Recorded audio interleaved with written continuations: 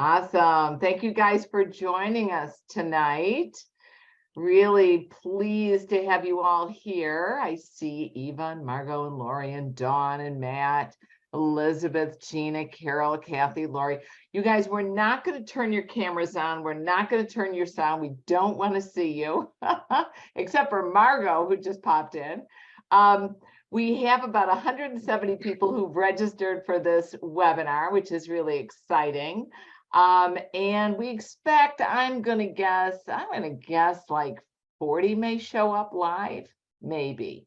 Well, we're already, what are we at right now? We're at about almost 30. Yeah, maybe we'll end up with about 40 people. And then we end up with at least 40 people more that watch the webinar as a recording. And then we end up with at least 60 people that listen to the podcast, because we transfer everything to a podcast.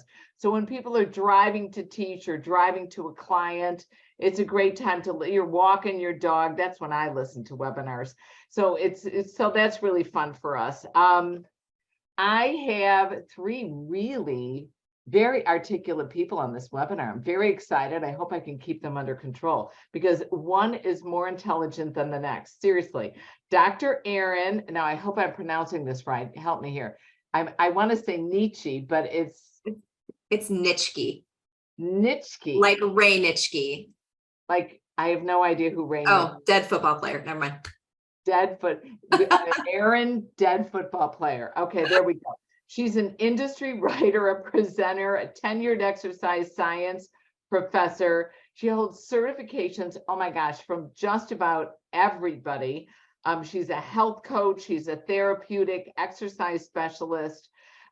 She's an editorial author for IDEA and ACE and NFPT. She writes, everything. Amazing woman. We're very excited to have Dr. Aaron with us. Notice how I avoided the last name. And Gotcha. then we've got Sohaila, who for like 19 years I called Sohalia, which it's not. It's Sohaila. Okay, I'm really going to work on that for the 20th year. She's a registered dietitian, author, developer of this wonderful program called 52-day Best Body Countdown Program for gyms. And this provides the missing link in the fitness puzzle on nutrition. She's got over 25 years of experience in the industry. She's been presenting at our conventions. She's one of the favorite presenters, not only of our attendees, but of our staff. She's lovely to work with. So she really guides clients through their goals. So this is really nice to do. And we have Dr. Parker Hyde, and he's an assistant professor at the University of North Georgia, where he currently serves as the Human Performance Lab Director. His translational work in oncology, insulin resistance, and athletic performance has contributed to the robust scientific support for the therapeutic use of nutritional ketosis.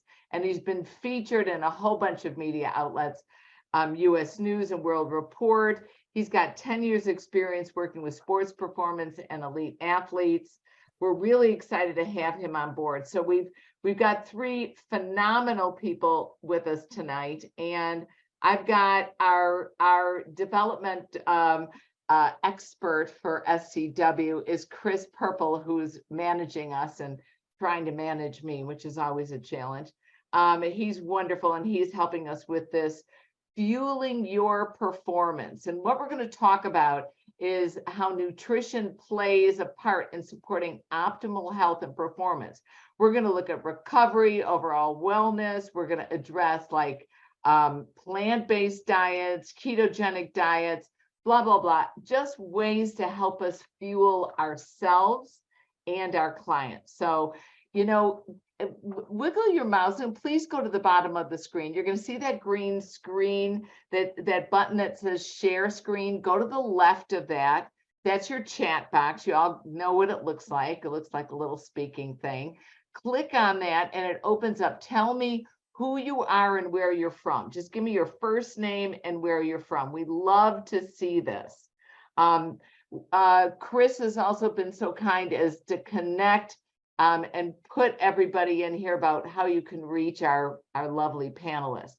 But again, please do type in your messages. Cindy, she's from North Carolina. We've got Jackie from Alabama, Michelle from New York. We've got people coming in from California, Montreal, Maryland, from all over the United States. I can't even say America. We're going into Canada. Maryland, Michigan, couple people, oh, Tampa, love the Tampa. All right, guys, so we're going to launch right in because we got 45 minutes of nonstop talking. So, Erin, I'm going to start with you because you look the most intelligent because you're the one wearing glasses. We've got what are some common misconceptions about nutrition and how that'll last 45 minutes by itself. And then how can people navigate conflicting dietary advice while staying within their scope of practice? Great question. And I think when it comes to misconceptions of nutrition, any corner you look in, there's a misconception. There's even misunderstandings between different professionals, right?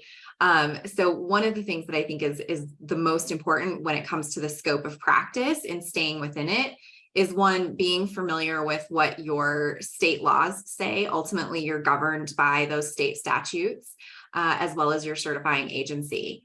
But I think one of the other things with that is please don't be afraid to talk about nutrition. Like, don't close the door on it, because you do play a really critical role in helping your clients understand the role that macros and micros play in not only just fueling for activities of daily living, but fueling for performance and recovery as well.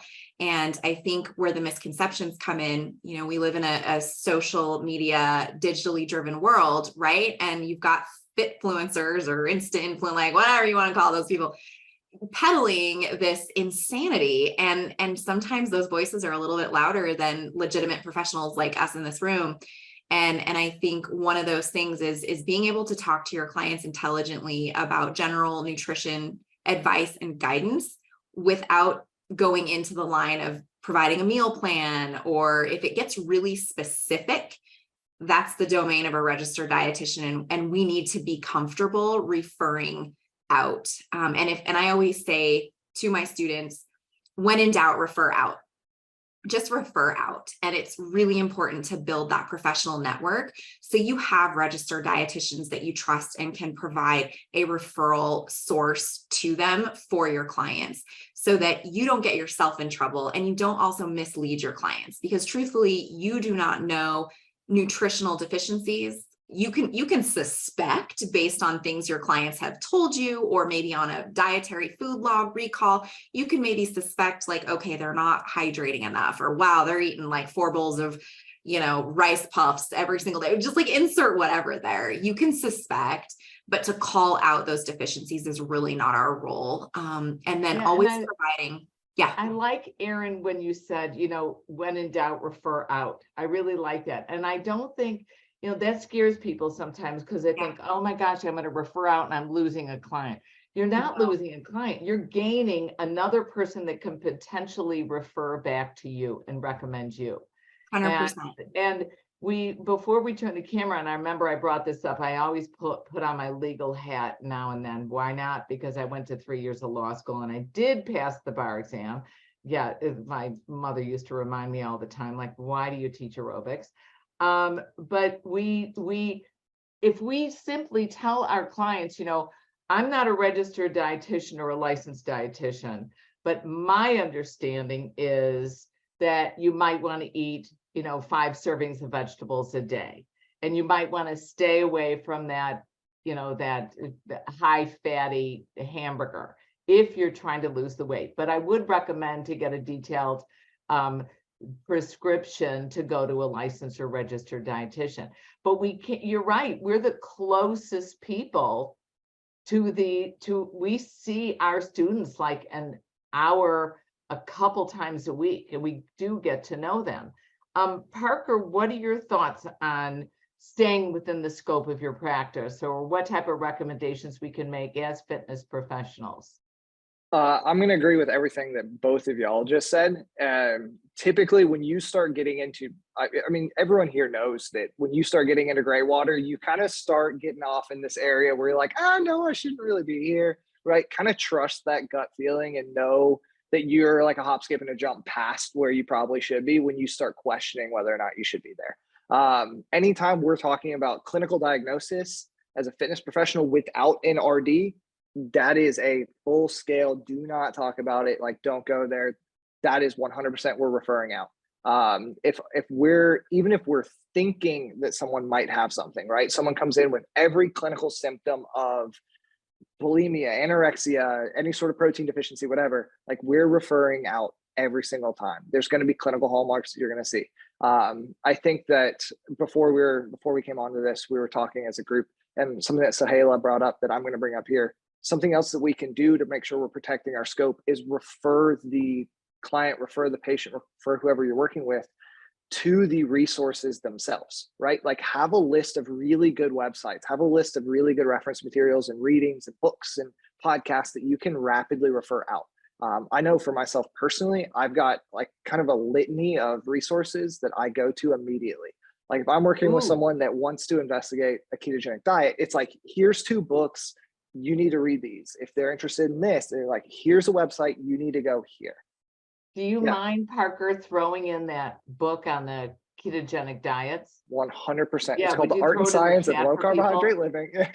Yeah, that'd be boss's old book. awesome. And Yeah, I'll if bring it you up right now. guys have questions, type it in the chat box. These three amazing people are just a wealth of knowledge. And so, Hella, here we go. Tell us about your week, would you please? Oh, I was telling them about my week. So I guess it made an impact, but the people that I was specifically working with this week, I would say more than, I was about 75% of them are fitness pros, I should say. My brand is RD on your team. So kind of like you guys have mentioned before, as a fitness pro who's also a dietitian, I decided to make my brand come alongside instead of it being a fight, like, you know this and I know this, why don't we just come together? And so what I do is I represent a lot of companies as the RD on their team, small personal trainers, bigger companies, whatever it is, so that they have somebody right in their back pocket to refer out to. And so that's what's happened. This week I had a good handful of clients, and a lot of them being fitness pros, and lots of just negative words that they were saying about themselves. Literally words like fall short, guilty. Personally, I don't use the word guilty with food almost ever, but they back to back were saying that. One of them was saying, I know I'm supposed to track my food all the time. I'm like, who told you were supposed to track your food all the time? And she says, my trainer.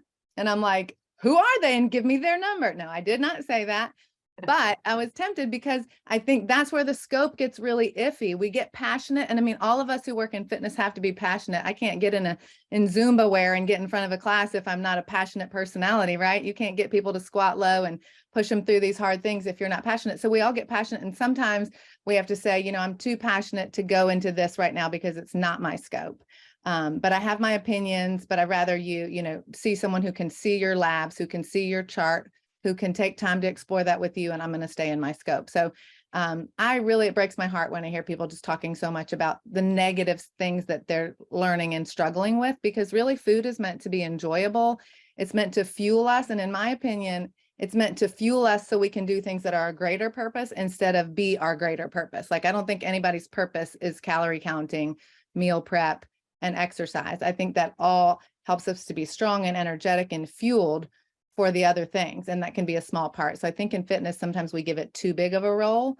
And so I think as trainers, you know, if you guys work with people one-on-one, you should tell them nutrition's important. You should direct them to some of the sites and books, but be careful not to make it all about exercise or nutrition as if it's not fueling them for another thing. Right. That makes a lot of sense. And I find it very interesting.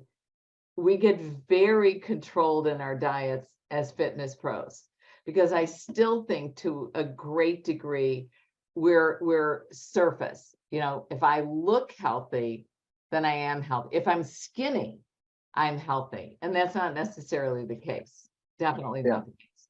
And a lot of times we get caught with our image being our brand, right? In this field. So it's one of those things where it's tough. And we get caught into that. Parker, I'm going to start with you. How can we assess our clients' nutritional needs initially? Like, how can you evaluate them nutritionally, and how do you develop it over time? How do you start with looking at their nutritional needs? Yep. So I'm going to flip this question really fast. So the first thing that I want to do whenever I'm really working with a client on nutrition, right? So I did a PhD in nutrition or in exercise physiology, but I was basically in a lab that focused on ketogenic diets, and we ran clinical controlled feeding studies where we would work with people, which is called like ad libitum. So we would let them eat however they wanted. We would do controlled feeding where we would feed them 100% of the calories for weeks and weeks and weeks and months on end. So I did a lot of nutrition counseling alongside our RD, and one of the things that we would always do is address nutritional biases up front. So we make sure that if we're going to put someone onto a diet, or we're going to be talking about some sort of dietary strategy with them, we need to know what it is that they naturally gravitate towards. If they're a meat and potatoes kind of person, we need to know that up front. If there's someone that can't stand the texture of meat, or they have a religious reason, or they have an ethical reason why they don't eat meat, those are the things that we need to know a priori. We need to know those things ahead of time, right? After we kind of establish the nutritional biases up front, then my next variable that I go to is going to be what someone's basal metabolic rate is, and then what their total daily energy expenditure is going to be. I'm looking at calories up front, right? So with me working in a lab and always having been around lab-based materials for the past 10 years, I kind of go towards more lab-based things. So I'm going to use something called indirect calorimetry. It's a great way to directly, well, it's an indirect, but it's a really good way to measure someone's basal metabolic rate or their resting metabolic rate. From there, I can kind of add calories onto their diet based off of their daily energy expenditure, how much exercise they're doing, what their job looks like, if they're construction, like manual labor and they frame houses, or if they sit at a desk all day. So I can kind of start with the calories and then begin to play with macronutrients. If I don't have access to all that lab-based equipment, where I'm going to go is I'm going to start using some sort of diet calculator or a nutrition, like not macronutrient, but a calorie calculator. Sorry, it took me a while. The two equations that I like to use are a Mifflin-St. Jeor equation. That's one that I see a lot of times that works really well. So I'm actually just going to stick with Mifflin-St. Jeor. That's the one that I go to most often. It's the one that I've seen tracks the most correct. There's a website that I will also direct people to. It's Lee Peel, and I can drop that in as well. You can kind of help your client calculate out their calories and then play with it from there. As I'm going and how I manipulate and how I develop over time, again, staying within scope, kind of constantly addressing biases, and then constantly looking at what their calories are, what their calorie output, what their weight's kind of doing, and then manipulating from there, making sure that we're not dropping weight too fast, gaining weight too fast, etc.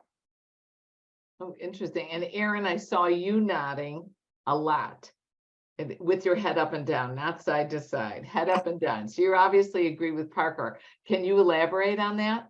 Yeah, I do. I think it's really important to address those biases, because every person that you work with is going to come with their different set of needs, their different set of cultural impacts, their a different set of perceptions. And if we're really going to effectively work with them and support them, we need to have an understanding of where they're coming from. It's kind of like just meet your client where they're at. And one of the things I like to do when a client often will come to you with a very nebulous goal, like I need to eat healthy. Well, what does that mean? Because eating healthy to me is something different than to this person. Same thing with the whole, like, I need to eat clean. I like to explore what that looks and feels like to somebody. And I also like to get an understanding of maybe some misunderstandings that they have. You know, they'll read something on social media or, muscleandfiction.com or whatever the case is. And they're going to say, well, I have to cut all of this out. And then that's like a fear-based type of mentality. And I want to explore it. And I want to find out, so what concerns you about, I'll just use carbohydrate-based foods because it's an easy go-to, because we hear that a lot, right? And I want to explore what that means and where that fear is coming from, just so I get an understanding. And I use motivational interviewing techniques with them to try to draw that out and get into a really good conversation. When it comes to clients wanting really specific nutrient analysis, like I don't have a lab, I don't have indirect calorimetry or anything like that. I also use the Mifflin-St. Jeor, but I also like to encourage those blood tests. So like, why don't we refer you out to your primary care provider, a dietitian, to do a blood test or even an HTMA?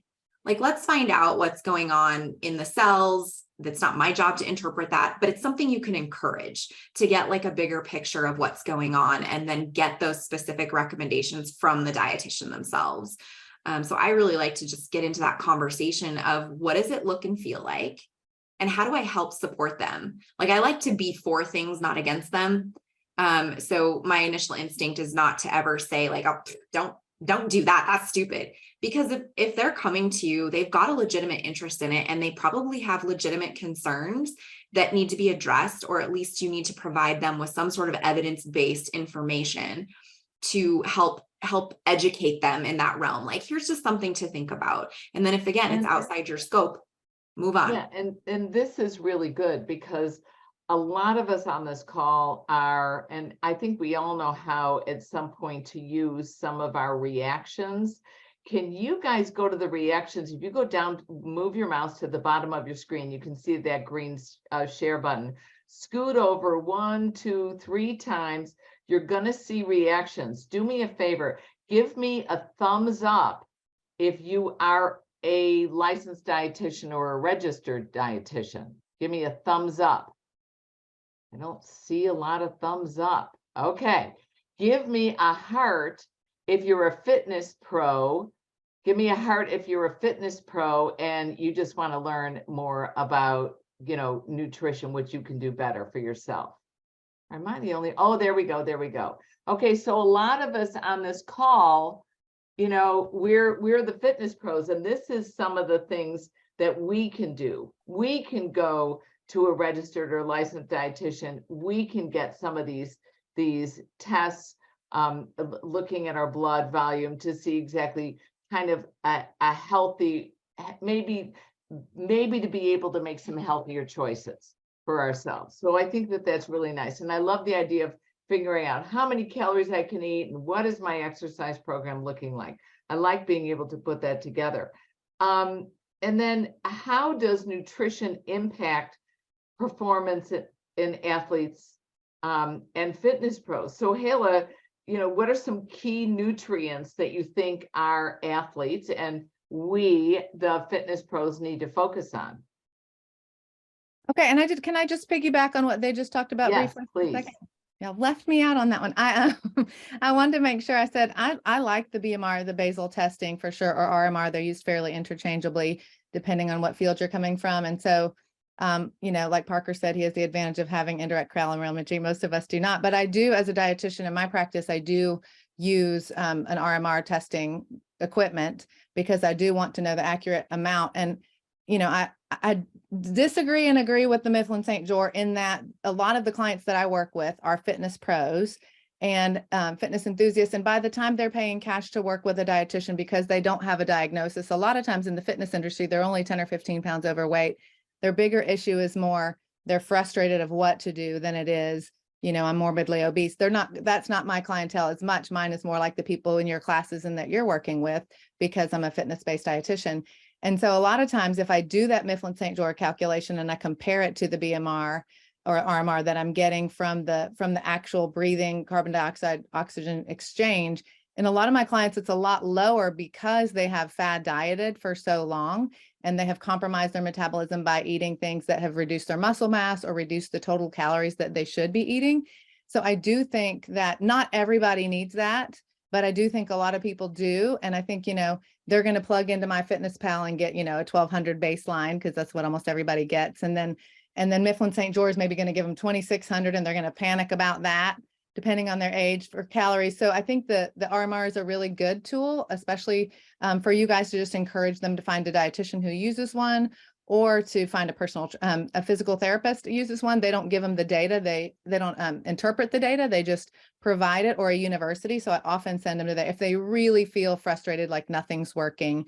So those are some good things because I think just assessing them in a quick conversation, like a lot of us are tempted to do when we want to help, can be more harm than help a lot of times because we need to know more to it. And sometimes we make it a bigger thing than it is. They get all this blood test and their doctor's like, your hormone's fine. Why are you doing this? This is fine. Why are you doing this? And a lot of times it's just a couple small tweaks. And so I always say on the front end, get some help from a dietitian instead of spending a fortune on all these other things that might work when you know there's people who have spent their whole life training to work on this sort of thing with you. So that's just a kind of a thought that I wanted to add to that. And then if you want me to answer the next question, I'm happy to, but I might need you to repeat it for me. Okay, all right, that's good. And what do you got, Parker and Aaron, what do you think about what Sohaila chimed in with? Yeah. And so basically the concept that she just brought up is metabolic adaptation, right? So there is, if we were to graph this, right? I'm a big graph person in science. If we were to graph it out, basically like we have all this testing that we're talking about, this RMR and BMR testing, it's a calculated ratio that we're basically looking at, right? So what this test looks like for a lot of you, if you've never seen it, depending on the device that we're going to use, we might have a mask, we might have a breathing tube, or we have this like ventilation hood. It's like this clear big bubble that you put over you. It looks like a little capsule hood almost. And what it actually does is it measures the amount of carbon dioxide that you exhale relative to the amount of oxygen that you breathe in. Off of that, we can roughly calculate how many calories you're expending. You do it early in the morning, or you do it upon like this really quiet period of time where we're looking at your caloric expenditure directly in the moment. So it's measured. Now, all the equations that we're talking about, those are what are called predicted. So if you spend a lot of time yo-yo dieting, or you spend a lot of time on a chronic calorie restriction in a protein deficient state or something like that, your predicted metabolic rate is actually going to be significantly higher than your measured metabolic rate. So what Sohaila is essentially talking about is this disconnect that exists, where if your predicted metabolic rate is reading significantly higher, and then you start eating that, you might see weight gain start to happen, and that can start to introduce some sort of frustration within the client. Same thing on the opposite side. If you drop calories too low, you might see really rapid weight loss, and that's getting into kind of that dangerous realm where we might be losing lean muscle mass, etc. So yeah, I echo chamber everything that Sohaila was saying. All right, very cool, very cool. Yeah, you in there, Aaron? Yeah, same thing. And I really like the point that Sohaila brought up about, before you invest all of this money on really expensive stuff, it is really a smart idea to have that conversation with someone who can give very specific recommendations and really provide that either medical nutrition therapy or nutrition counseling that most fitness professionals are unable to do because they are not credentialed in that same way. And ask for like, what would I need to do? What rocks do I need to lift up and look under for answers to this? Because those tests can be very expensive, and it's going to very much depend on like what somebody's insurance looks like, all of these different variables that can compound the issue. So it is really important to have that conversation with someone like a registered dietitian that can say, well, this is what this test can show you, but what if we start here and kind of get some of that history from that individual before going in and spending what could be thousands of dollars, really and truthfully. Well, and interestingly enough, what you can do is when you go see your doctor and you're doing your yearly checkup, talk about the issues you're having with your eating and the diet. And you can ask your doctor, can you write a prescription for me? And then when you go and you try to get it covered by your insurance company, trust me, the first time you go through, they're going to deny it. But you have to put it through again, and you have to pursue it. And these are very important things. What always amazes me is how the medical community will pay to repair a problem, but it doesn't pay to prevent a problem. So if it's emphasized and you focus on it as an individual and go in, unfortunately, I've got one of my sons, it does have some medical issues that I've always had to be this advocate. Be an advocate for yourself and see if you can get it covered. All right, Sohaila, you did not get out of this. How does nutrition impact performance in athletes and in fitness? And what are some key nutrients that our clients should focus on? And it's not just our clients. Hello, we're being a little selfish here. It's ourselves as well.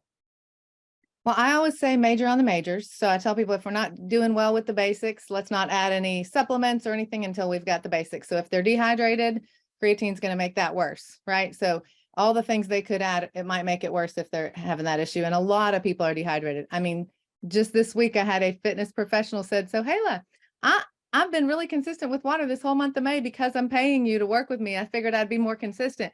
And it actually makes a difference. And I was like, do you want me to dramatically, act shocked? Because sometimes it's just those little basic things that they do, but they don't do them consistently enough to get the benefit from it. So basic things like hydration, basic things like enough calories. We know that if we don't have enough calories, for men especially, testosterone is going to plummet. If we don't have enough of the basic macronutrients like fat, testosterone, everything's going to work against you. If you don't have enough calories, you don't sleep as well.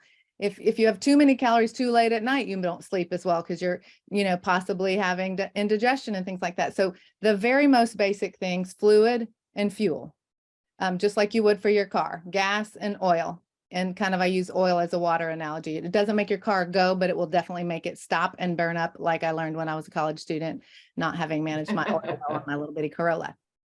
But in the end, those are your two basics. So if we get those down good, then I move next towards fiber and total energy level. And then we kind of move it in one step at a time. And then fiber usually always brings with it carbohydrates. And that's our main exercise fuel source. And that's the one our brain and our body prefers. And so we talk about which carbohydrates are going to lend more towards weight gain if they're having too much, and which ones are going to lend towards longevity and all those things. So I'll break those down, and then making sure they have a balanced plate, and then they balance their timing before and after their workouts to make sure they fuel at best and recover best. And so that's kind of like the level at which I start. I can't go straight to recovering timing matters. If they're eating only 900 calories, it won't matter that much. If their fluid's off, it won't matter that much that they're prioritizing recovery timing. Interesting. That's great stuff. Erin, what do you think about nutrition impacting performance in athletes and fitness pros? Completely echo everything Sohaila said. I like to think of protein, fats, and carbs as teammates, and they often function better together than they do separately.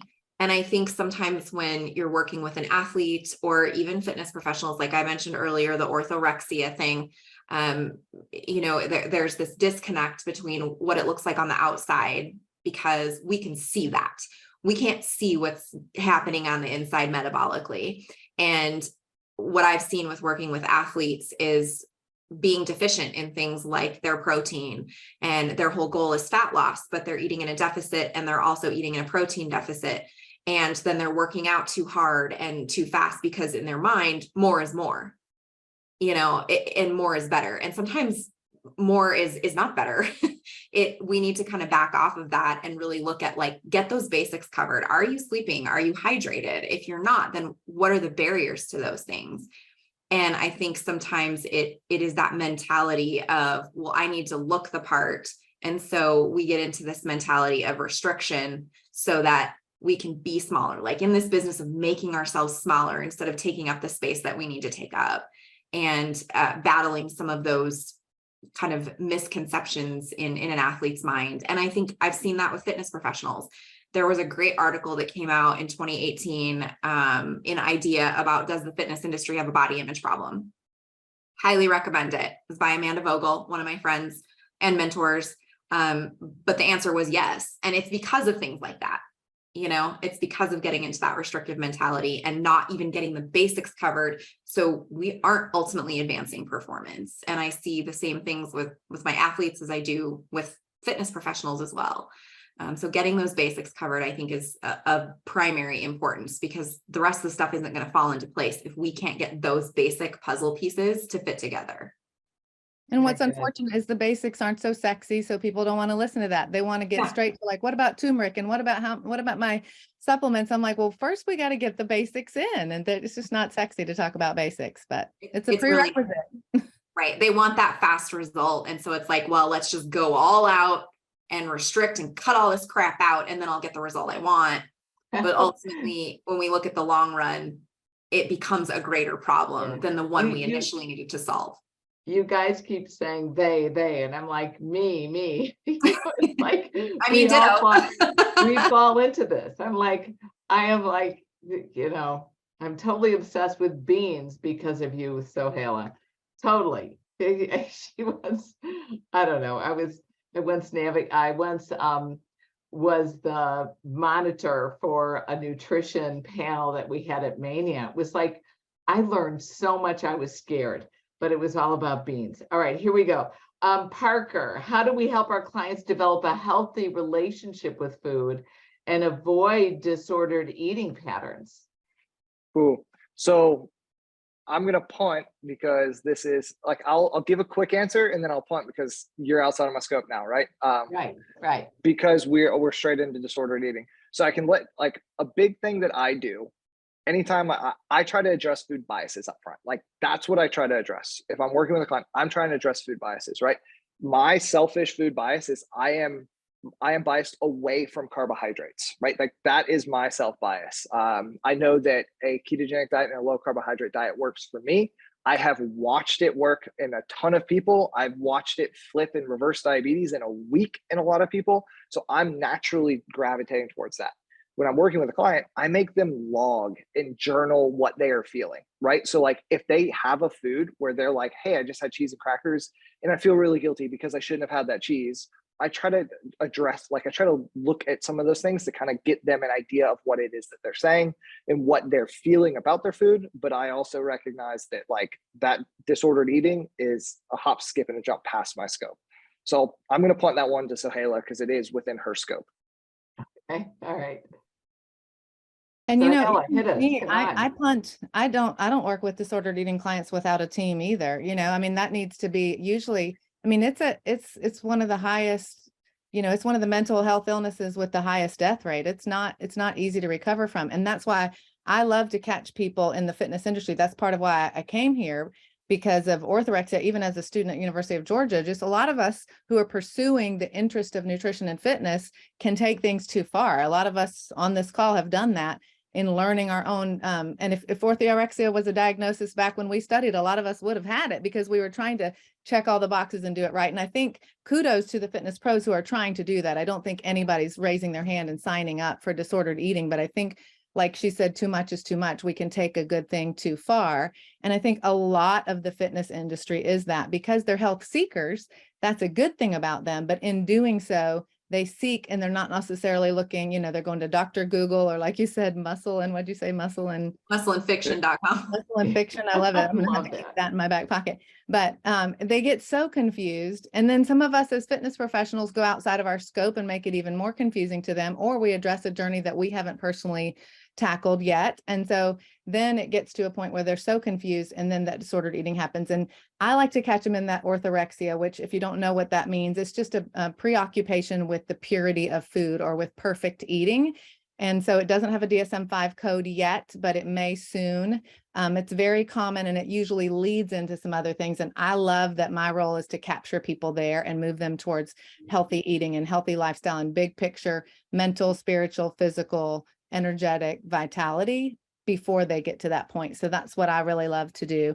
And but once they're a clinical eating disorder, I'm not an eating disorder dietitian. I have a limited amount of experience with people who are in a clinical, close to being hospitalized state. And I know my scope as well. And I'm happy to refer them on, and especially involve a psychiatrist or psychologist, and all the help that needs to happen there. But a lot of times I'm able to spend a couple months with people and really completely, and this is one of my greatest joys as a dietitian, is to really completely get them out of that disordered range completely. If they stick with me for a year, it's behind them. And I'm so grateful for that, because then they don't have to suffer all the clinical GI and physical and bone and muscle and mental health issues that come with that. So if you feel like you're on that disordered path, I really do think, you know, I'm encouraging you to reach out. I'm happy to triage you if you have issues beyond my scope. But I think don't wait on those things till you have big issues. Just a side note. No, it's not such a side note. It's very, very important. Thank you for sharing that. And Erin, what advice would you give to make healthy choices when eating out or on the go? And what are some of the pitfalls to avoid when dining out? So first of all, I think one of the things that fitness professionals can do for their clients is to not categorize food. We see that a lot in diet culture, and that dichotomy of good and bad, or red, yellow, green, or, and we get into this dumpster fire of that shame spiral, that guilt of, oh gosh, well, that's a red food. And if I eat that, well, then I'm screwed. And that's not the way it is. Food, those macros are our teammates. Your body needs all of them. The amount in which you need them is going to vary from person to person, obviously for multiple reasons, age, sex, activity level, etc. But we can stop labeling food in such a way that it creates that dichotomy. And then I always encourage my clients, like, well, if you want to eat out, that's not a bad thing. It's not taboo. And diet culture makes it taboo, right? It makes it very taboo. And then it gets you into this feeling of guilt. Well, gosh, if I eat out and I have that piece of cheesecake, I'm completely derailed. That is untrue. Absolutely untrue. And so one of the things we can do, encourage your clients to like check out the menu ahead of time. What sounds good to you? What resonates with you? What is something that's going to satisfy that craving? Because if you just continue to, one, rely on willpower all the time, that is going to be depleted. We have to have tools and resources to conserve that willpower. So it isn't just an issue of willpower. And having them really answer those questions of what sounds good right now? What am I really looking for? What am I really craving? Instead of muting that craving. Because then when they're confronted with that craving again, they're going to really overcompensate and really overindulge. And then then we get into that shame spiral again of, oh, I'm so guilty and I've messed up. It's that all or nothing sort of cognitive distortion that we can, and along with our clients, get into. So really thinking about, having that conversation of what really sounds good to you right now, and not having this language of, well, you can burn it off tomorrow. That I think is problematic as well. And we get into that. Like exercise is meant to move your body and make you feel good, and it's joyful and intentional. It shouldn't be ever used as punishment. And I think that's one of the conversations we can have with clients is it's about mindful movement. It's about just doing what your body is meant to do and finding something that you enjoy and that you're going to stick with. And the same thing too, helping them create that different language in their mind of this isn't good or bad. It's a burger, it's pizza, or it's a salad. Like it is what it is. It doesn't have to be this black and white sort of thinking. And so Helen, I know Parker, you're going to try to avoid the question, right? But what advice, so Helen, would you give to make healthy choices when people are eating out? I think we have to keep in mind that the food industry is serving, a football player and a petite teenager at the same time. So their plate, that's one of the main things. I think people don't intend to do harm to their body, but they eat way too much, and that's going to make them feel poorly and possibly, have artery issues and all those other things. So I think just keep in mind that the restaurants are trying to one up each other for more on the plate for the same price. So I often encourage people to always plan to have it either split or have it left over, unless you move a whole lot, because they really do serve it as if you're moving a whole lot. So keep that in mind. And then, those are just some basics. I always tell people to look at your plate and hope it looks like Christmas. Look for red and green on your plate, because we know that those bring good nutrition with them. And I don't mean red wine and green Skittles necessarily. I mean, tomatoes and greens or whatever it is. Look for those on your plate, and then round it out with good fats and good protein, with the plants and the colors being the priority. And then you're going to feel good and feel full without having to eat this massive amount.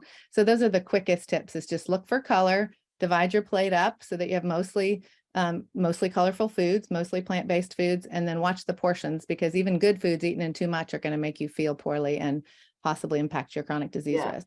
I love eat a rainbow, which I think is A rainbow, eat like Christmas, whatever it is. And Parker, I know we're just about out of time, but can you address a little bit of the keto?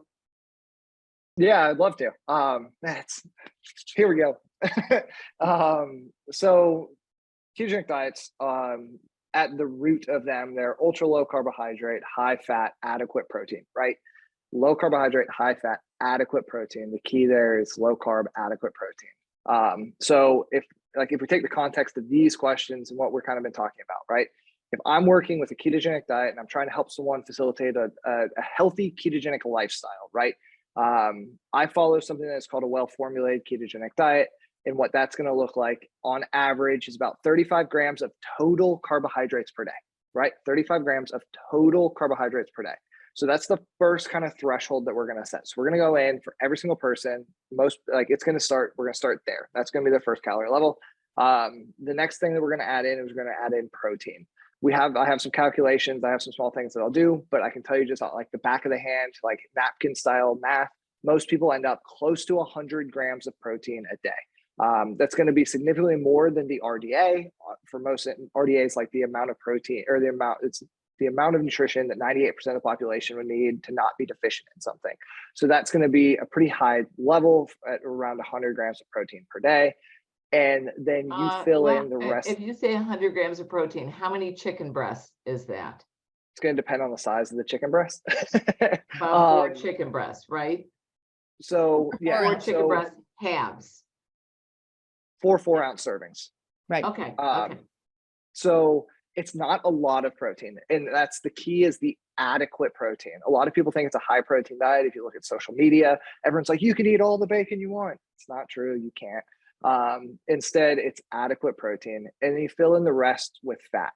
Now, the difference between a ketogenic diet and a well-formulated ketogenic diet and a low carbohydrate diet is going to be the actual presence of ketone molecules. That's going to be the key. So that's something that you can actually measure within your blood. It's a simple at-home test. It looks just like a glucometer that an individual with diabetes would use to test their blood sugar. It's really affordable. And what we will see with the ketogenic diet is a dedicated elevation in ketone values. And so, like, if I was working with someone that was going out to eat, the types of things that I would be recommending to them are going to be a big salad, right? So we're going to actually go for a big salad with dark leafy greens. They're going to have a serving of small, like maybe a couple of cherry tomatoes on it, going for a high fat dressing, avoiding the croutons, maybe some broccoli in there, and then a small serving of protein that's going to be about the size of your fist, right?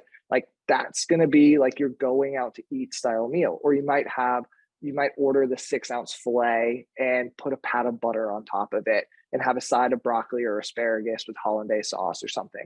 So like that's the recommendation that you would have whenever you go out to eat. Ketogenic diet is fantastic. It's wonderful. It's not for everybody, right? Like there's people that just absolutely gravitate towards it and love it. I'm one of those individuals. There's individuals who just cannot do it, right? Like I've been on a ketogenic diet for probably 8 years, some form of a low carb ketogenic diet for like the past 7 or 8 years. I just had my blood work done. My triglycerides were 42. My HDL was 100. My LDL is well within range. So like, it's not the type of diet that's going to kill you despite what people tell you. It's actually a fantastic alternative to a regular approach. Does that make sense? Very cool. And we're done. Okay, because we're running out of time. But I love this. Aaron, Parker, and Sohaila, thank you guys for joining us.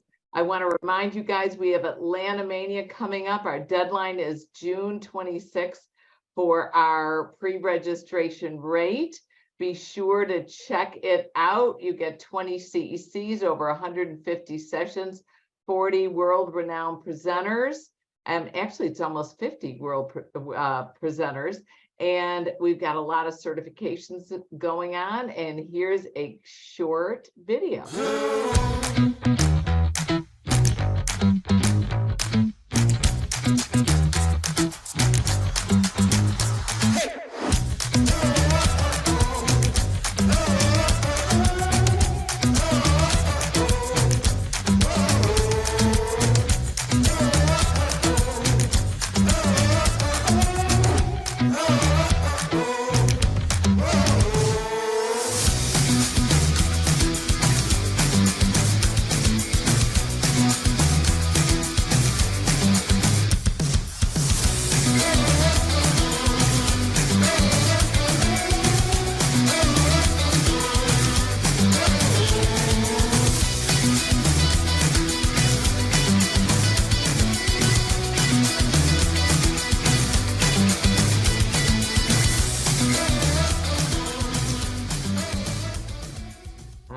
Awesome. So we hope to see you guys there. We also have Dallas Mania that's coming up at the end of August. And then we have our wonderful nutrition summit that actually is going to be in October. And you're going to see these wonderful presenters at the nutrition summit. I believe the date is Saturday, October 21st. So please stay on the lookout for that. Thank you again, guys. What a pleasure. Really enjoyed it. And Chris, thank you for keeping us all in line. Okay. Thank you guys. Have a great night. Thank you. Thank you. Thanks, y'all.